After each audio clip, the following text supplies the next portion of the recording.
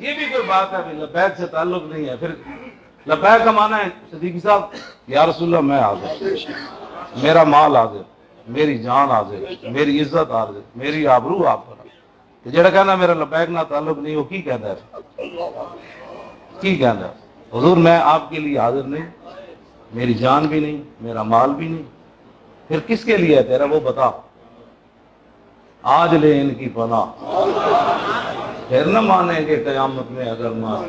جے تو کمیں گا حالات نہیں ٹھیک، حضور حالات نہیں سر ٹھیک، تو قیامت والے دن حضور فرمان گے آج تو بالکل حالات کو نہیں ٹھیک، آج تو نبی بھی اب نفسی نفسی کہہ رہے جا پھر رب نہ خود گل کر. آج حالات آج بالکل ہی کوئی نہیں ٹھیک، دو فٹ دیا زبانہ باہر آئی کھڑی. حضور فرمان کے میرے حوض کوثر سے تیرے کو تیرے واسطے پاڑی نہیں، کیونکہ تم حالات آج تو حالات بالکل ہی کوئی نہیں ٹھیک. شرم نہیں آتی مسلمانوں کو یہ کہتے ہوئے کہ ہمارا لبیک سے تعلق نہیں ہے. لبیک والے اگر کوئی ملک لٹیا تو واقعی نہیں تعلق ہونا چاہیے. کیوں جی؟ ہم نے جن کا کلمہ پڑھا ہے نا، انہوں نے تو اپنے جسم مبارک پر 2 پتھر باندھ لیے. یار ساڑھے لبیک کے نعرے نہ صدیق صاحب بڑی بڑی دنیا ڈھائے پئی. ہاں جی جڑے نہیں سن مندے وہ اس جمعے تو پچھلے جمعے میرے کو آئے، میں انہوں کا نام نہیں لینا. انہوں نے کہا ساڑھے واسطے دروازے تسی کھلے رکھو. انہوں نے علماء سن، پروفیسر سن، ڈاکٹر سن.